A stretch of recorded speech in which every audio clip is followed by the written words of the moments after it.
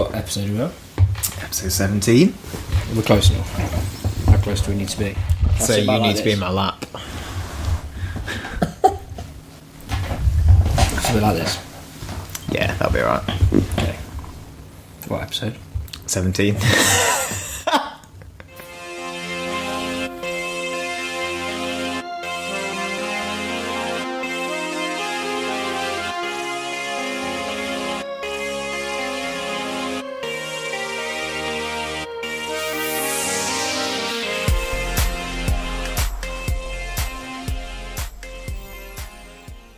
Hello, and welcome to episode 17 of the Inexperience Points podcast, aka the inEXP podcast.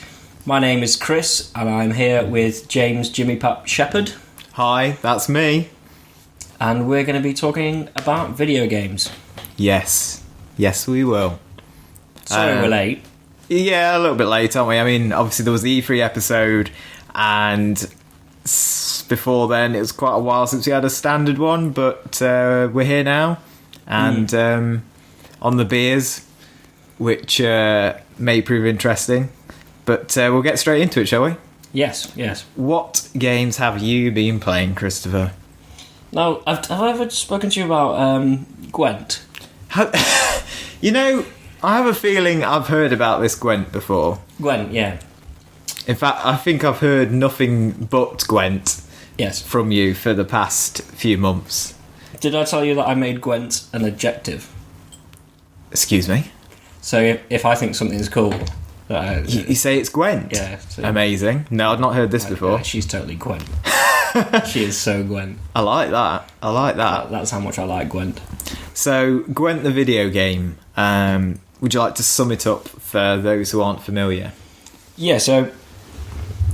As everybody knows, I love Witcher 3, and I spent a lot of time playing Gwent in Witcher 3, and everybody loved Gwent so much that they made it a standalone game. Which was a good choice. Which is proving very popular. I've never played Hearthstone, but it's compared to that. Mm-hmm. But I've been told by reliable sources that Gwent is better. It's, I guess it's similar, but also quite different. I've only briefly played Hearthstone, to be fair. But, so Gwent was a card game in Witcher 3. It's now a standalone game. It takes a lot of the same principles, but really builds on them. There's quite a lot of changes, but it's been so long that since I've actually played it on Witcher 3, that I've forgotten what is different. Okay. But there's been quite a lot added. So, for example, anyone that knows Gwent knows there's a whole load of weather cards, and the way they work has been changed. This is only in beta, by the way, just to clarify. So it's still subject to change. Yeah, so things get nerfed and buffed all the time. And in fact, I think, as with any game of this ilk, like Hearthstone's now been... it's been a long time since it's been in the final release, but they're still changing it quite regularly from what I understand. So it's the kind of game which I think will always evolve over time. I think you're right, yeah. I think it's similar to Overwatch. Our characters get changed over time. I think the strength of factions and cards will change. But yeah, I don't know how much I should really... It's difficult to explain Gwent rules over... Yeah, I don't think you need to fully, whip out the instruction manual and start telling the audience all about how to play it. But what do you particularly like about it?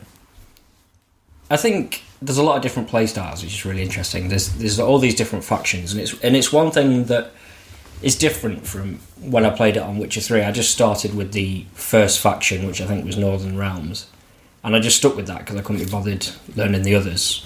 I did the same, yeah. I think a lot of people did. I think you started with Northern Realms, but with this, there's a lot of decks. You get, admittedly, when it's a bit, what's the word? When it's uneven, unbalanced. Yeah.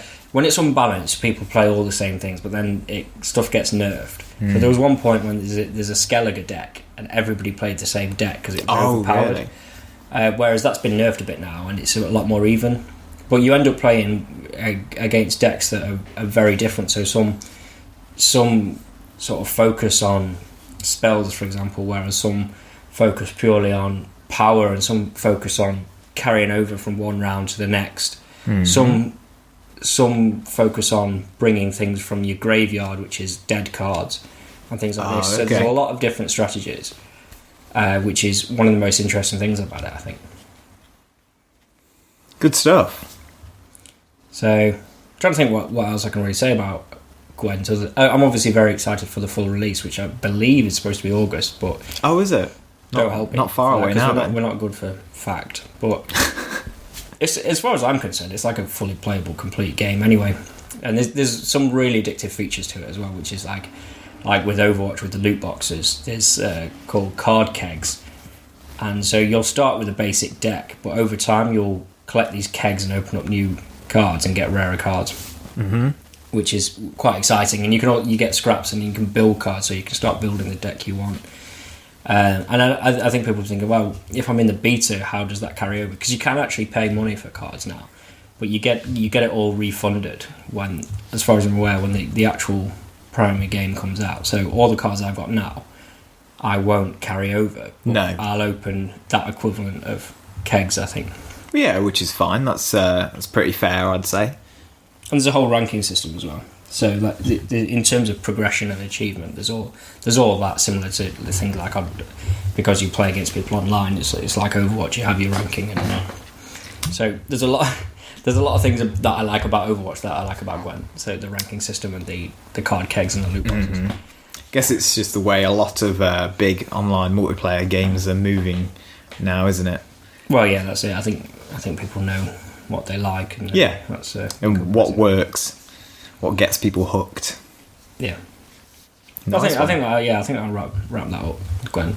Cool. But yeah, play it. Gwent, it's pretty Gwent. Yeah, play it. It's so Gwent. Right. Well, we've had a couple of house parties since the last episode, I think, haven't we? We've had 2 birthdays. 2 birthdays. 2 very important people. Yep. Very important people. There was James, Jimmy Pap Shepherd. It was your birthday. His birthday, yeah. That was a good birthday. And then there was Chris McCormick's birthday. That was my birthday. That was very good as well. Yep, it was excellent. And with house parties, I find it's always a great opportunity to play some brilliant party games. So we did play quite a few together, didn't we? Yeah. I'd like to mention a couple.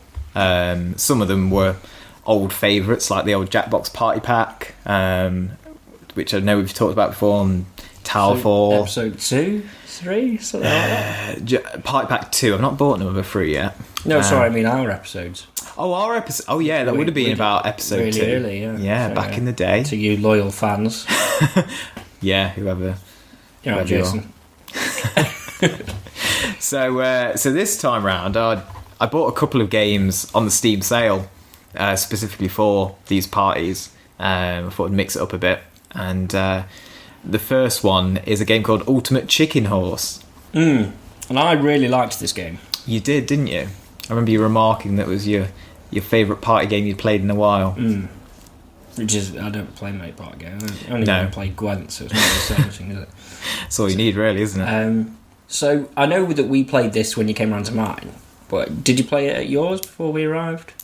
I don't remember us playing it at yours. No, to be fair, I bought it for my party, and I briefly played it with Sophie beforehand, but we had a bit of a good time on it, but I think most of the people who were at my party wouldn't have quite gotten into it.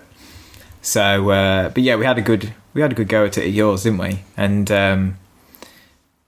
right, so let's get to describing it. So it's called Ultimate Chicken Horse. There's 4 characters. There's a chicken and a horse. And there's also a sheep and a raccoon. I'm not sure why they're not mentioned in the title. It seems a bit unfair, really. I think so. Especially since they include the word ultimate in. It could have just been chicken, horse, raccoon, sheep. Yeah. So they've missed a trick there, really, but we'll let them off. But I suppose chicken and horse are both games. You can play chicken and you can play horse. I've never known anyone play raccoon. Or sheep. No? So maybe that's why. You might be on something there, actually. Okay. I take it all back. So, unlike the games you've just mentioned, Chicken and Horse, it's quite different to that. So, it's a platformer, isn't it? But a platformer with quite a big difference. So we were playing on party mode. I didn't properly really try out the other modes, but I think party mode works quite well. On every level, you have point A and point B. You've got to get from A to B, nice and simple. But the way the level starts, you can't even get there, can you? No, it's a big open space. Yes. So at the start of each round, everyone gets to pick a piece which they can add to the level. And it can be platforms, some of them still, like static, some of them moving. And there's also a lot of traps, like swinging saws and honey, like sticky honey to stick people to the floor, and barbed wire and projectiles and spikes, all manner of lovely traps. So I think from my perspective, what I find interesting about that is that it's obviously something that once you get to know the traps is probably really fun, but also discovering them in the first place, because we're like, what the hell is that? Like, because it's hard to tell what you're picking. And so it does have that sort of comedy value of when you that's what that does. Like, I remember when I like that honey, I didn't know what the bloody hell it was. And I tried running over it, and it just made me really sticky, and so I just jumped straight off the edge down the hole. It was jumped half like the distance I thought I would. Yeah, and there's like a propeller kind of platform which you can jump on top of. It's a bit like reminded me of a bit of a weird niche reference, but the Bowser's flying ship in Super Mario World, it reminded me a bit of that. But anyway, if you jump into the actual propeller bit, it kills you, which you wouldn't necessarily think. So I chose not to tell everyone that, and Dan came a cropper of that, didn't he? Yeah, he got murked by it. But I couldn't even tell which way to put that thing, because I thought it was a fan and would have put it upside down thinking it would blow people up, but it's or upwards. But no, so it's got the propeller on the bottom and it moves up and down. But if you jump into the propeller, then you get killed. Right. Well, I guess I haven't even described how you even play the game properly. No, sorry, I we went on a tangent. There's nothing wrong with that. We like a good tangent. The objective of the game is to get to the end, get from point A to point B by building these platforms together. But you only get points if the other players you're with don't reach the end. So if the level's really easy and everyone makes it there, no one gets any points. It's only when at least one of you doesn't make it that you actually get some points. So there's the really interesting strategy there of making levels just hard enough so that other people can't complete it but that you can, which I think is really clever and really quite unique. I don't know if any other games exist like that, but I've certainly not seen any. I don't know about you. No, it's like you say, it was very unique, and it was very funny, and it was great for trolling. Absolutely. People will build something and you stick some bastard obstacle in the way, or you just blow it up. Because it's so easy to make the level like literally impossible, isn't it? Yeah.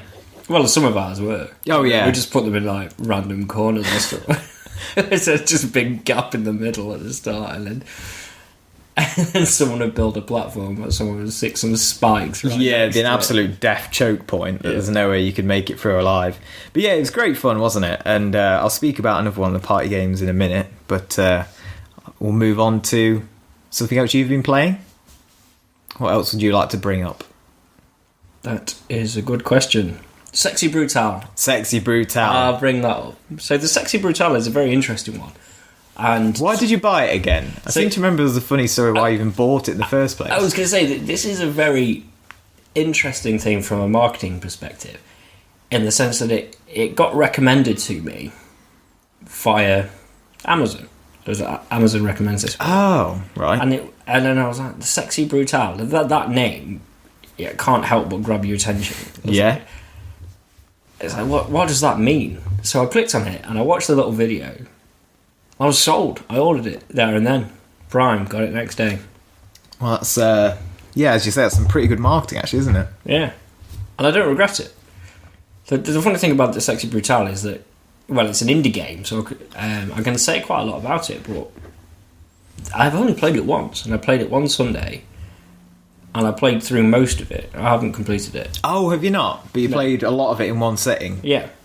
Oh, okay. And I thoroughly enjoyed it. It's got this great art style. It's a load of fun. The premise is that you're at a masquerade ball or party in this hotel, which is called the Sexy Brutale, which is the name of it. And it's a hotel / casino. And you appear there, and there's this weird woman covered in blood who comes chats to you. Right, okay. I can't really... It was a while ago since I played it. I can't remember the crack with that, but she was just basically saying, like, things are fucked, and we need your help. And all the guests... So it's really well written. Like, in the instruction booklet, it's got, like, a background of all these different guests, and I think you're all friends, and you're all... I think you all come to this Sexy Brutale once a year to celebrate, or maybe more often, but I think this masquerade ball is a common thing. So all the characters have these great masks on. And I think you're all friends, but on this particular occasion, everyone's getting killed off. Right, that's not the best kind of gathering, is it? Yeah. Puts a bit of a dampener on proceedings. No, yeah, it's just this evening when all the guests are killed off. And it's done quite cleverly because it's all in one night and you can rewind time. So you essentially the way the mechanics work is that every time you save somebody, you gain a new ability, and usually that new ability helps you save somebody else. And you kind of have to observe a scenario, see how that person gets killed, then rewind time and change things to try and avoid it. So it's like Groundhog Night. Yeah. My question is, how... Okay, so there's lots of people you can save. Presumably you can't save everyone all in one go. No, the way the game works is that you kind of save... And I can't speak for the end. I don't know whether at the end of the game you're expected to save everyone in order. Right. As some sort of final completion, which wouldn't surprise me. But the way the game essentially works is you save one person, get their ability, rewind time, and then use that ability to save the next one. Oh, Gain okay. their ability, rewind time to save the next one. Cool, yeah. So the sort of abilities are kind of like your ability to hear. It's an odd premise. Like you can't be in the room at any time where the murders happen. Right. So you have to manipulate rooms and things when the murder's taking place. Oh, okay. It's really interesting. But yeah, the way it's difficult because you can't be too spoilery. Like I can't be too spoilery by saying like how they get killed and how you save them. But it's all about manipulate the items and the people around them to stop.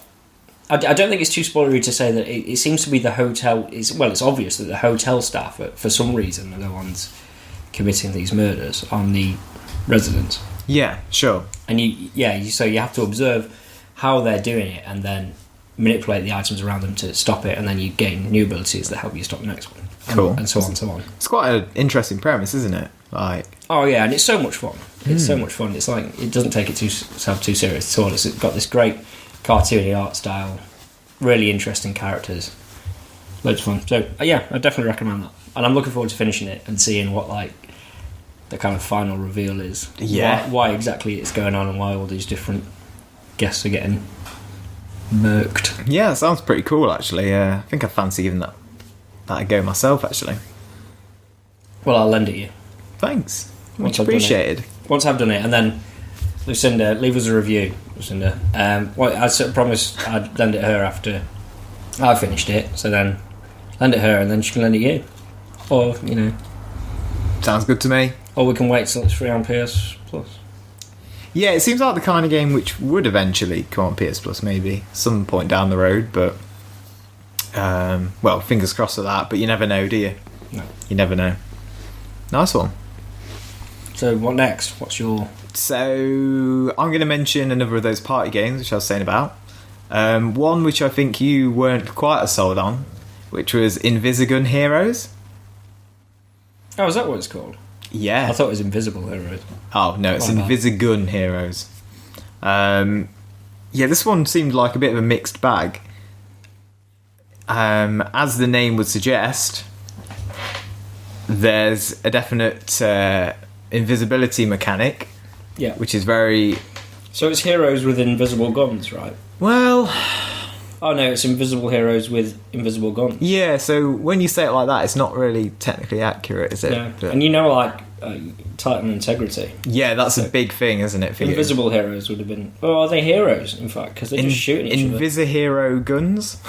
Well, we don't know the heroes, do we? They're just killing each other for the sake of it. Well, yeah, it seems like... Invisible Battle Royale would be more appropriate. Yeah. Okay, well, we won't get too fixated on the title. But it's an arena, kind of an arena shooter. I do like a good arena battler game, like Towerfall and that sort of thing. A beautiful bit art style. Yeah. As is all the rage. It is very much the rage with them indie games.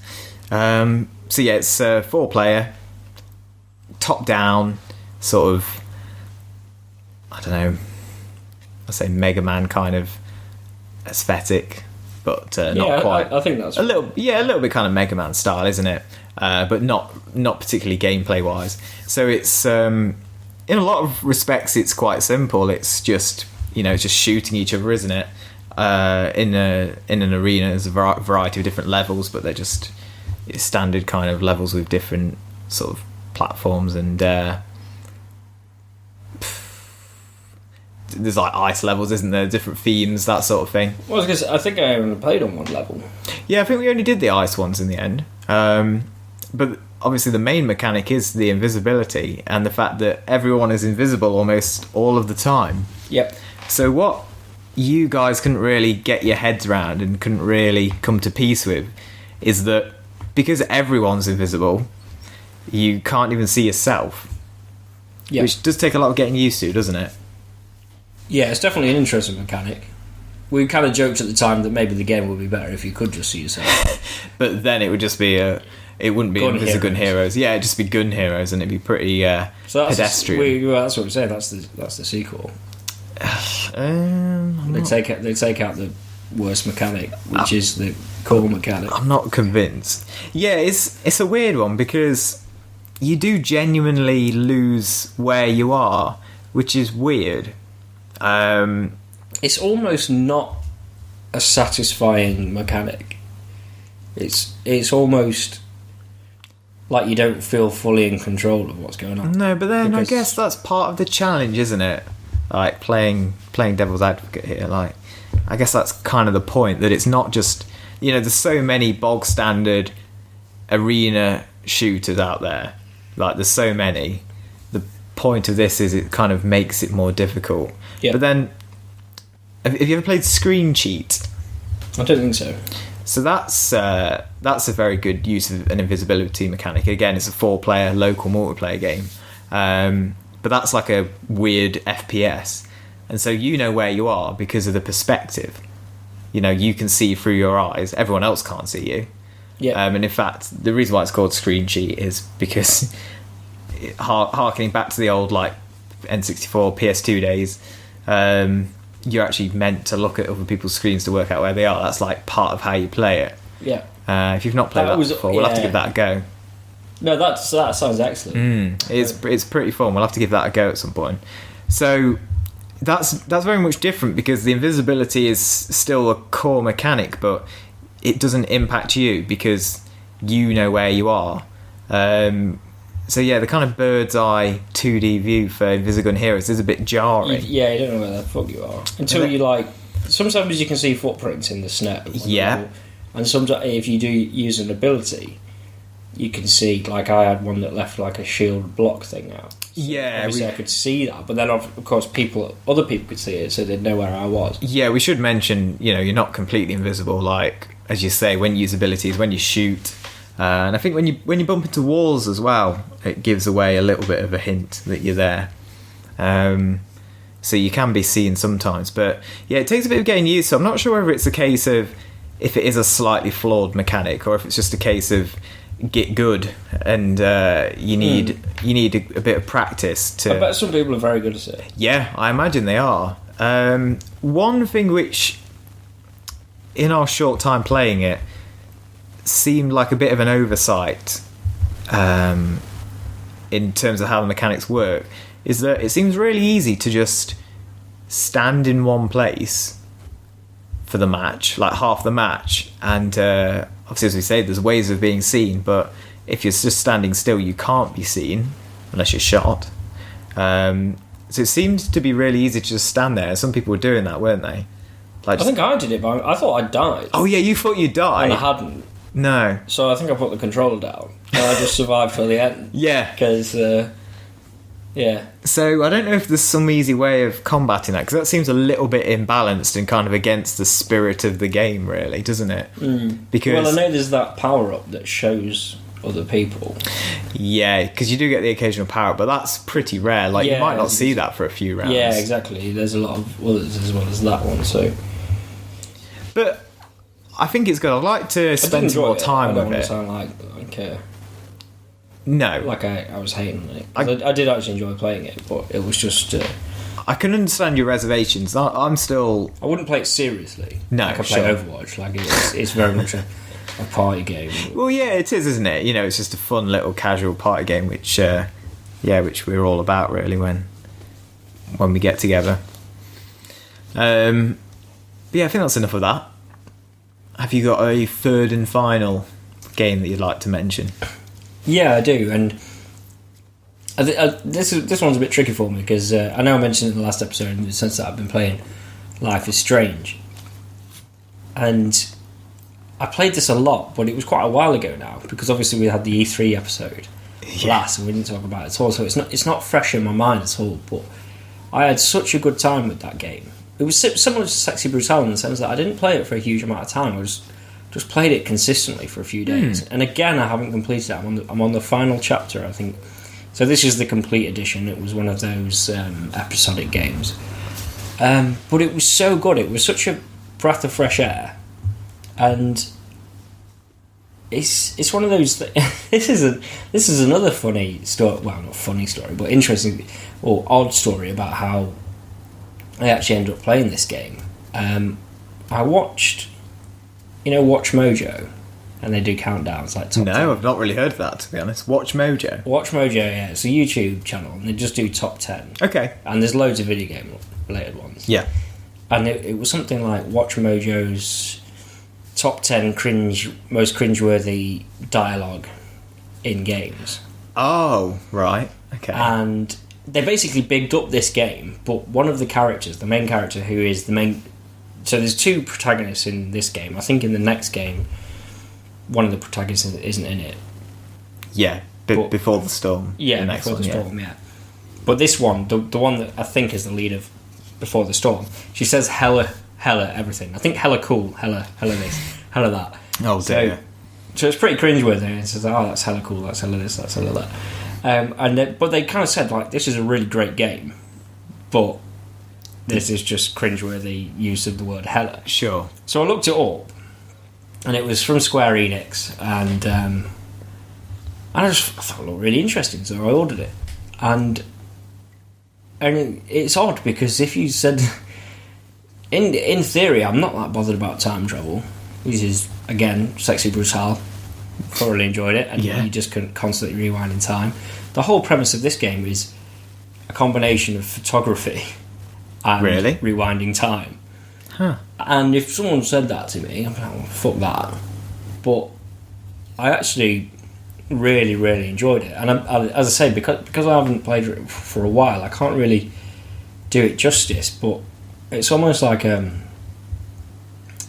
puzzle game where you sit. In fact, Sexy Brutale might have been recommended to me by Amazon because I bought this. Oh, really? Because in terms of puzzles, it's a sense of seeing how things work out, and then you rewind time to change it. That's interesting, because I feel like I'd gotten the wrong impression about the game. I thought it was very much in the vein of a Telltale game. Yeah, it is. Yeah. So it is, but there's more... There's kind of more to it because of the whole rewinding time sort of thing. Well, I would say that's the main mechanic, and it's heavily story-focused. And that's not to say there's no gameplay mechanics to it, but that is the thing. But also, there's no right or wrong way. But just because you can rewind time and change what you say doesn't mean that you know how that will affect a few hours down the line in the story. Do you know, like, your powers are limited to that particular situation. Yep. So she can only rewind time a certain amount. So you'll have a conversation with someone. If you're not happy with how it goes, you can rewind and say something different.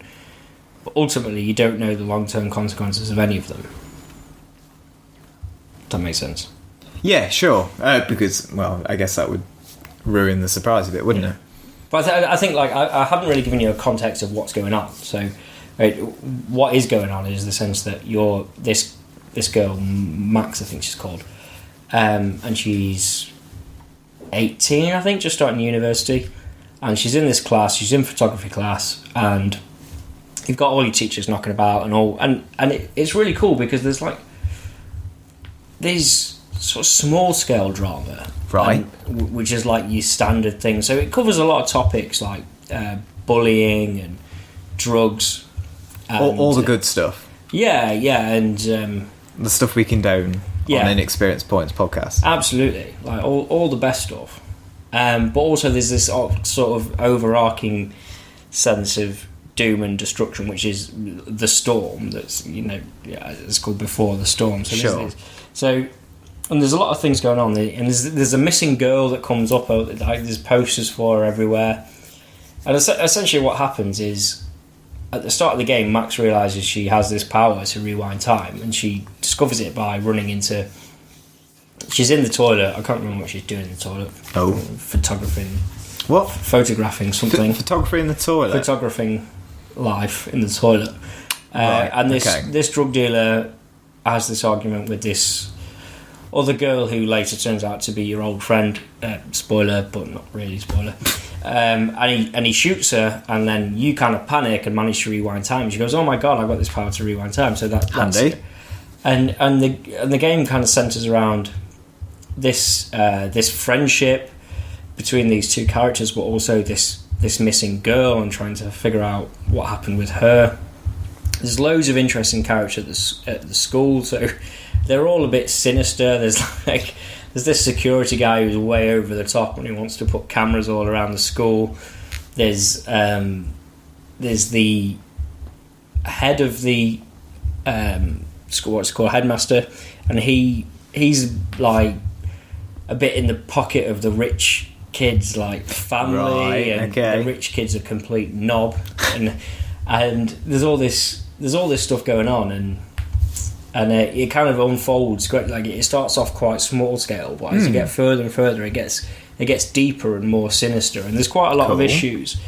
Because I guess a high school drama, it has the chance to be a bit generic and dull and same kind of stereotypical shit kicking off. But it sounds like this is a bit more dramatic and interesting. Yeah, I think you're right. I think some of it is generic, but I think it's relevant as well. Okay. I've just one of the things that really I was really impressed with at the time is like there's one girl who she either got too drunk or got... So again, date rape is a common, like, is a theme in the game. Is it really? Yeah. Wow. So people some serious stuff.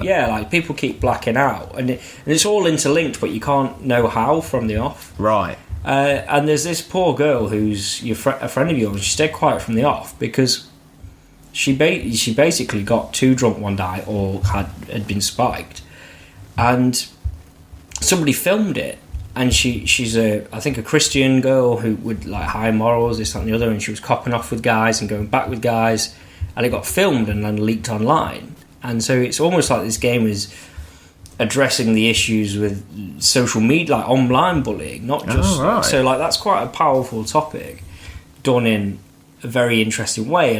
And again, how you interact with her and how you deal with that affects your relationship with her and ultimately how she deals with situation. It was as I say, I was very impressed by it. Like I'm looking forward to finishing it. But yeah, it's interesting. It's got some quite serious themes. Then I didn't know that would. There's loads. Of course, what is interesting is that it was quite bad timing on your part, wasn't it? the time that you bought it. Yes. So how much longer afterwards was it before it was then announced to be free on PS Plus? A couple of weeks. Yeah. But no, I don't mind though. I've totally got my money's worth out of it. And It sounds like it, yeah.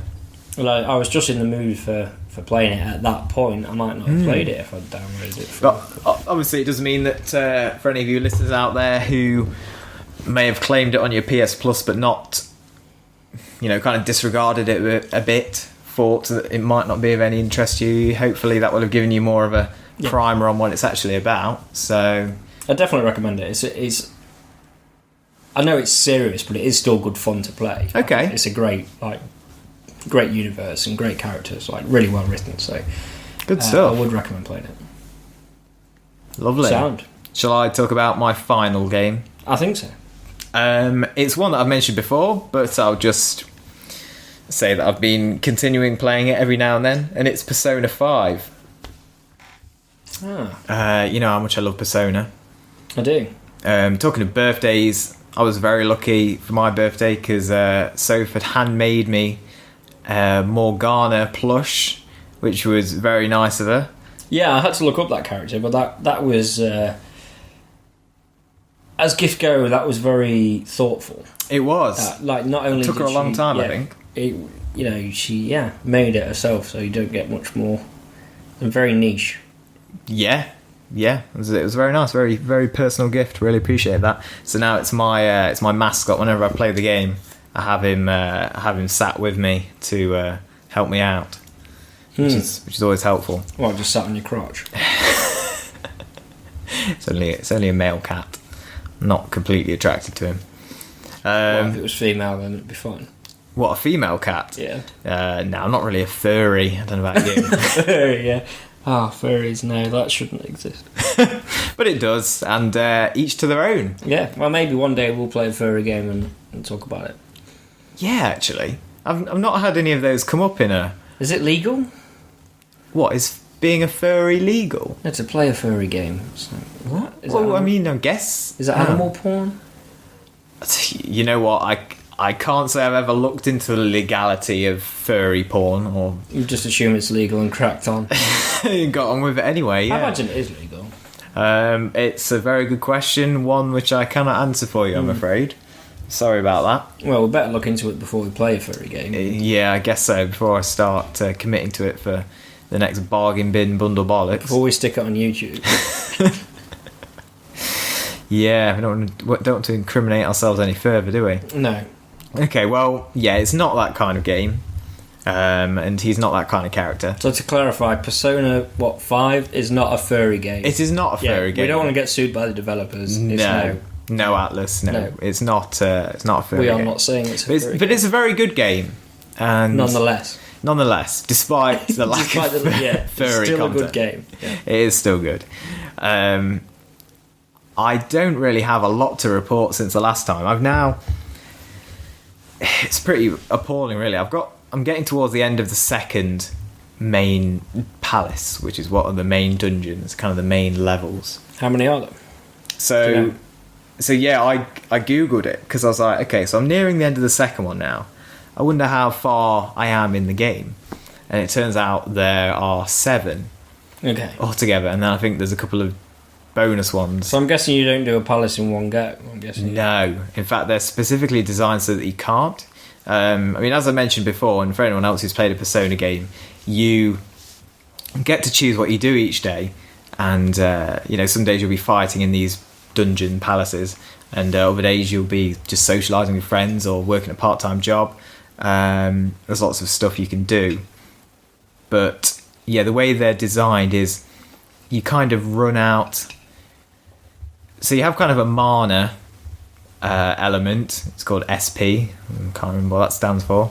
Special power, maybe. Yeah, something like that. So that runs out, and it can't really be easily replenished. So once you kind of bottomed out on that, then you're out of luck.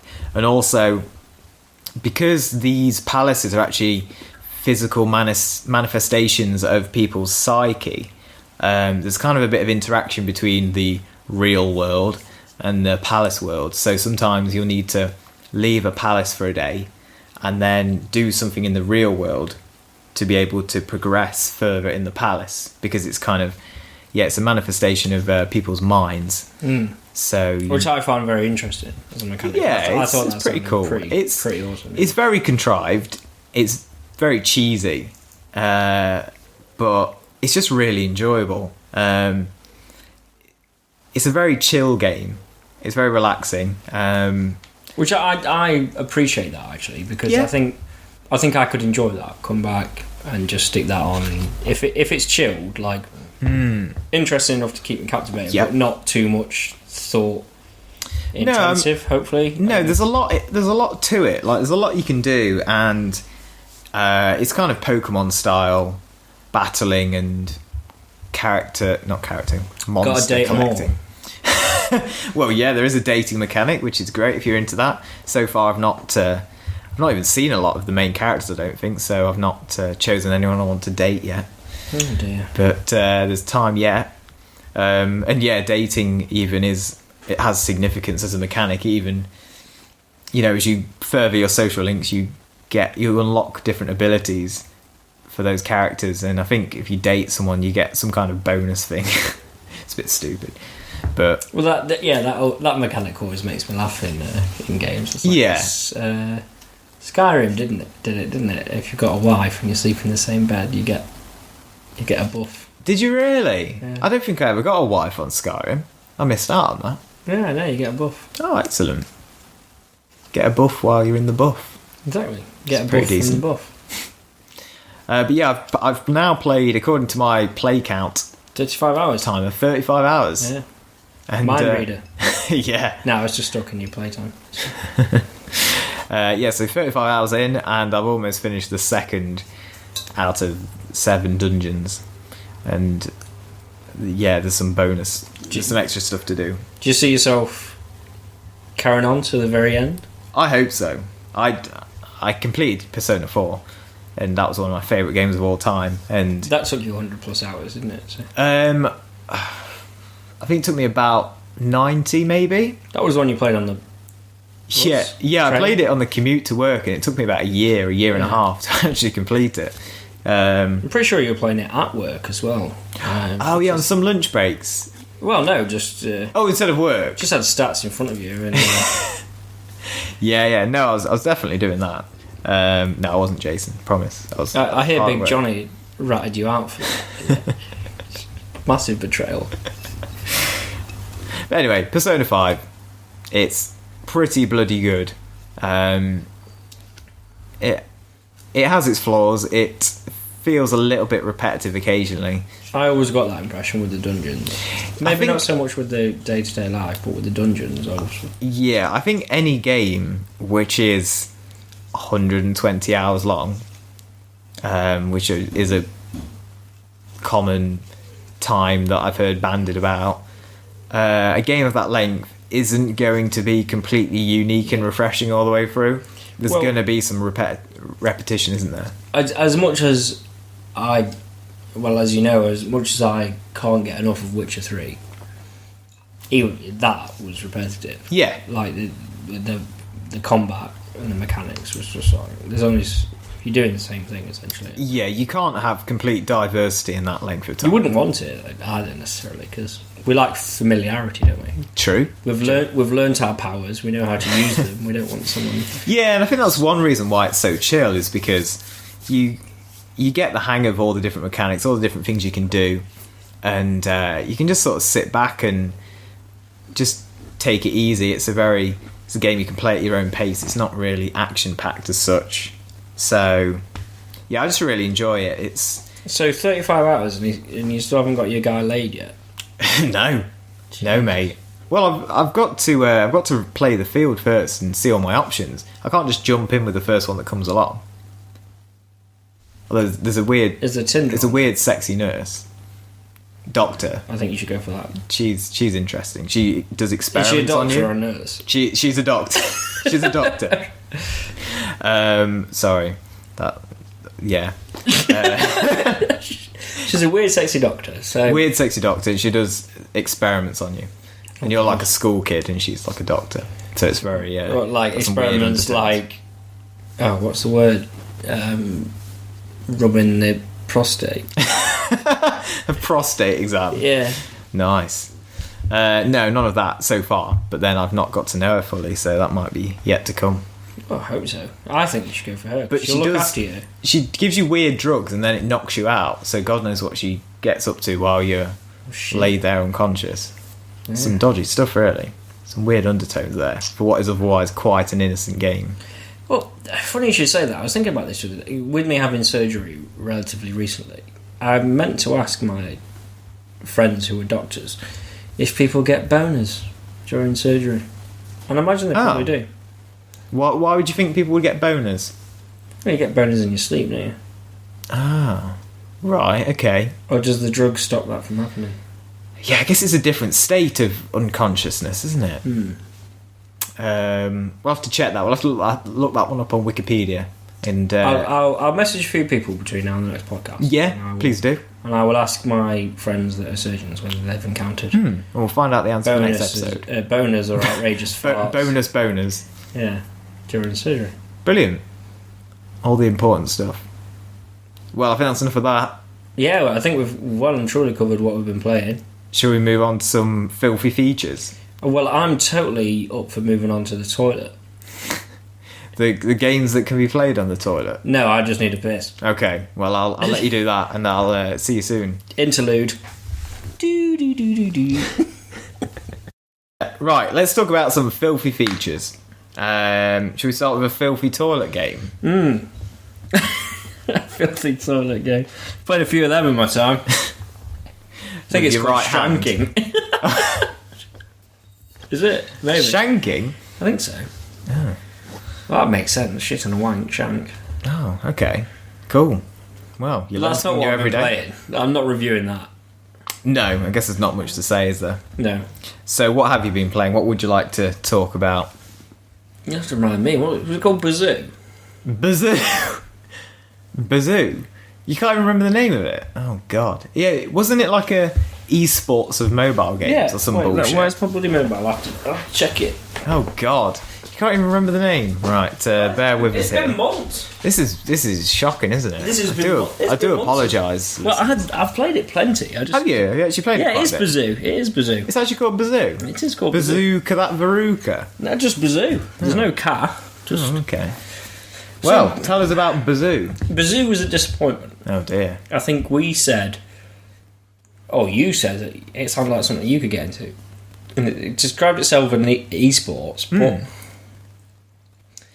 it was just shit. It was a bit like Tetris with chimps. Tetris with chimps. The way it worked is, going off memory, you stacked blocks.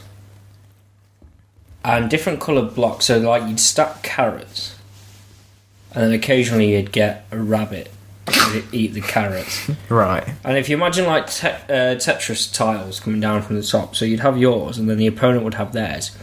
And when you ate loads of stuff, it sent some their way.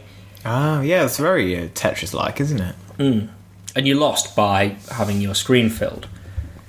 So you'd try and rack up combos, so you'd stick all your carrots together, and I can't remember what all the different bloody koala bear and leaves, I think. So say you'd stack loads of koala bear leaves and loads of carrots, and then if you dropped a rabbit that ate all the carrots, and then that freed up a koala bear to eat loads of leaves, then that would send loads over their way. That sounds wank, mate. It was wank, yeah. Oh dear. Yeah, that's BAZOO. Right. That's BAZOO. Moving on. Right, moving on. Next up. Well, I'm sorry, that was a disappointment for you. Fucking was. I'm hoping this next one will be better. I'm thinking this next one will be better. In fact, I'm tempted. I said this last time. I didn't download it. I just made you play it. But I'm tempted to download this myself out of curiosity. It's Magikarp Jump. Okay, so this is obviously a Pokemon thing. This is a Pokemon thing. It's an official Nintendo Pokemon Splash, game. Funnily enough. Yeah, he's jumping. He's not just splashing about. I don't know much about it. Let's have a look at the blurb, shall we? Yeah. Okay. What is this world coming to? It's a Pokemon game all about the weakest Pokemon ever, Magikarp. Anyone can play this simple game in their spare time to create the most majestic Magikarp ever in this official Pokemon app. What kind of Pokemon is Magikarp? It's famous for being pathetically weak, unreliable, and generally useless. It can't learn any powerful moves, all it does is flop around and splash. When it flops its way too high in the sky, it's sometimes snagged by the bird Pokemon Pidgeotto, never to be seen again. Oh dear. Many surprising events lie in store for this pathetic Pokemon. They're really laying it on hard on. They are. I mean, poor Magikarp. I'm installing that right now. The thing is, we know it evolves into Gyarados. We do. Or Gyarados, or Gyarados, however you pronounce it. It's very much a tale of like the ugly duckling, isn't it? I think it's a bullying tale. Well, or like one of those guys that just gets bullied and then goes in and shoots everyone at the school. It's also possible. Like, there's only so much Magikarp can take. Yeah. Like slagged off in that blurb before it goes full Gyarados on your ass. I think that's pretty understandable. I'm downloading that right now. I'm going to play that on the tram home.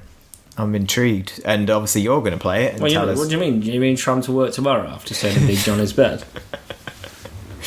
Well, either or. I can't tell you exactly what the mechanics are about. I mean, it's a Magikarp and he's jumping. Other than that, I don't know what to tell you. It sounds fucking garbage, but it's going to be better than BAZOO. So yeah, and it's free to play, which is always a good one for you, because I know you don't like spending money on these shitty mobile games. No, I just like spending money on things I don't need.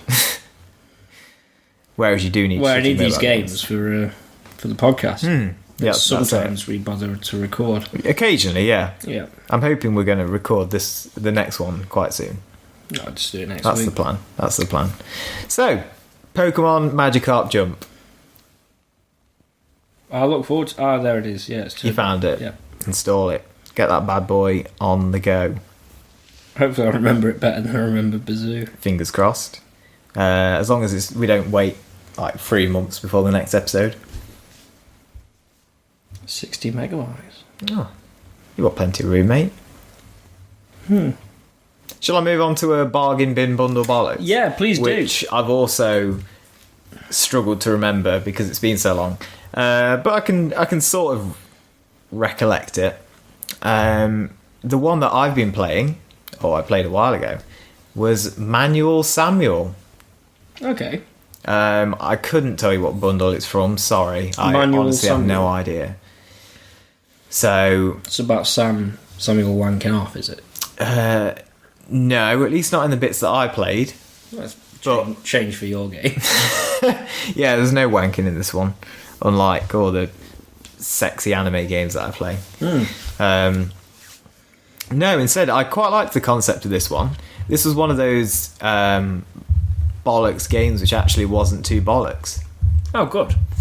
Bargain bin bundle. Brilliance. Wow, it's brilliant. Well, I mean, that's probably a little bit too generous. I suppose it's okay. But yeah, it wasn't bad. How Manual Samuel works is, as the name suggests, Samuel has to do everything manually. He kind of dies and strikes this weird deal with the devil. Okay. Where, well, actually not with the devil. It's more with the Grim Reaper. That he's going to be allowed to live if he can live a full day doing everything manually. It's a weird concept. But if you think about all the things you do automatically without thinking about it, all the things you rely on muscle memory for, and general like unconscious or subconscious behaviours like breathing. So this sounds like a chore of a game. Well, yeah, that's kind of the point. But it almost sounds as if it's trying to lecture you on what you take for granted in life. Oh yeah, which is, it's kind of a moral lesson, isn't it? Yeah, which is what you want from your bundle bollocks. It is. So, and it's quite funny because Samuel's a bit of a cunt basically, and he gets what's coming to him. Oh dear. He's like a spoilt brat, and so this is a bit of a wake-up call for him. So this is like, what is it? The Three Ghosts of Christmas. What? Right, With A Christmas Carol. Christmas Carol, that's it. I mean... Grim Reaper, very... making him think about his ways. Yeah, loosely, kind of. Tenuous connection there, but yeah, that'll do. That would just sprung to mind. Can't be tenuous. Yeah, I can see where you're coming from there. But how the game works is, it's sort of like... I don't want to say a platform, because that's wrong. It's kind of like an adventure game. There's different scenarios that you have to work through. The first of which is just getting yourself ready in the morning. So you have to move around by controlling each limb individually, which is great fun. It's kind of a bit like QWOP kind of style. Mm-hmm. Although not quite that bad. And God, you'd never get it done. Well, no, you wouldn't. But you have to remember, as I say, to keep breathing. Like, if you forget to breathe, there's like a breathe button. So if you forget to breathe, then you start seeing him turning blue. And you even need to blink manually. If he doesn't blink often enough, then the screen goes all blurry. Mm. And basically, if you forget to do any of his important life stuff, then, he dies. And he fails his quest. He fails his deal with the Grim Reaper. Yeah, it's just really funny because you have to do stuff like at the start of the game, you're literally just brushing your teeth, and even that's quite difficult. Can you just skip it? Because that won't kill him. Skip it? Yeah, just don't bother. What, don't bother brushing your teeth? Yeah. Mate, dental hygiene, it can't be one day overstated. It won't kill him like breathing. Oh dear. Well, I see your point. But it makes some good comedic value. And then you have to drive the car. Please tell me you have to wipe his arse. I will admit that I've not got massively far through the game. So far, I've not gone to the toilet and had to wipe his arse, but that could be coming. I bet. It could be yet to come. I bet they've strategically avoided that one. Well, I don't know. I hope they haven't, but... This sounds very good. Yeah, it's quite interesting. It's quite different. Is it a long game? Because I could do a Let's Play. Well... As I say, I've not completed it, so I don't know exactly how long it is. I get the impression it's not going to be mega long, but it's not going to be as short as The Grandfather. Oh, okay. Which was especially short. That was quite short. Well, it still took me ages, though. Got a bit stumped on those hardcore puzzles. They were difficult. They were tricky. Really tricky. No, that actually sounds like a kind of funny, interesting, somewhat boring concept. But no, I enjoyed it because... it didn't take itself very seriously, and it was quite funny. It had some pretty funny dialogue, like the Grim Reaper himself. He kind of accompanies you throughout the day, and he's just basically trolling you all day and just having a good laugh at your expense. He's making you drive and pick up not his girlfriend, but another crazy skeleton lady that he's trying to bone, literally. And he's like making you give her a lift, and you're almost running over grannies in the street, and you're just kind of frantically mashing at the controls, trying to you have to use all the pedals independently and keep changing gear. And it actually sounds quite difficult. Yeah, it's quite a fun little challenge, and yeah, I definitely enjoyed it. I'd like to play some more of it. I've no idea what I'm going to play for next episode, but well, that's always the way, isn't it? Yeah, I'll have a good look, see what bundles there are around at the moment, see what shit I can lay my hands on. See what bollocks you can grab, yeah. So yeah, that's that. No, that sounds alright. I think I will give that a go for a laugh. Yeah, I do recommend it. Well, we've rabbited on for a good hour now. Yeah, so it's news time, isn't it? I have no news to report. Do you have any news to report? Yeah, I don't know what's going on in the games industry. No. Is there anything going on? I don't think there's anything that substantial, really. We've got an absolute metric fuck ton of games between us to play. That's the exciting thing. You got games for free from Amazon. I got bloody 3 games from you guys. Oh yeah, for your birthday. What did you get for your birthday again? I can't remember what I bought you now. Can you remember? So, Shadow of Mordor, which I do really want to play. I was really looking forward to that. I am really looking forward to that. Deus Ex, which is a great game to buy me because I wouldn't have bought it myself, but now you've got it, I'll definitely play it. And Dishonored 2. And I really enjoyed Dishonored 1, so I really enjoyed Dishonored. I know you were unsure what to think of Dishonored 2, but I saw it and picked it up in quite a good deal, and I thought, for a present, you might as well give it a shot. Yeah, that'll get played for sure. I just don't know whether I'll play the first one. Finish the first one first, because I never quite finished the first one. Oh, did you not? Oh, I didn't finish it. I didn't get very far at all, actually. Yeah, and I got towards the end, so I'm really psyched about playing those. I think especially Deus Ex and Shadow of Mordor, because it sounds like Dishonored 2 is more of Dishonored 1. Yeah. Which I'll enjoy, but I think with the other two, it'll be a completely new experience. So yeah, I'm psyched about that. Yeah, personally, so the Deus Ex you've got is the latest one, Mankind Divided. I've not played that one. How recent is that? I don't know. It's not particularly old. A random guess are going to say it's about a year old, which might not be particularly accurate. So that's actually older than the last one I heard of. What? Which was... the last one I heard of was the one before that. Oh, Human Revolution. Yeah. I played that, and that was good. I really enjoyed that. The thing I remember about that, or hearing about that, is that it was really good, but some boss fights really crippled you if you had the wrong... Like if you hadn't gone all guns blazing. Yeah. Like some bosses were very difficult. Yeah, that was a criticism, wasn't it? So I actually know nothing about this new one, but I thought that one sounded really good. So this one, I imagine, is pretty nice. So. Yeah, I'll look forward to seeing how you get on with that. So yeah, that's the news. That's the news. That's what we've got. That's what's happening in the gaming industry. That's what we've got as of large. Yeah. So, shall we wrap this one up? I think so. And we will do our best. We will endeavour to get another episode to you soon. And it's been lovely speaking to you. And you. We have a contact form on the website now, courtesy of yourself. Yeah, and I've checked it. I believe it works. And you can review us, even though no one ever does. Yeah, we'd love a review. Please review us. Yeah. On iTunes. Preferably well. Yeah. I mean, to be fair, you probably deserve a 1-star review. If you want to give us a 1-star review, then by all means go ahead. Yeah, you'll get a shout out either way. Oh yeah, we'll still give you a shout out. Yeah.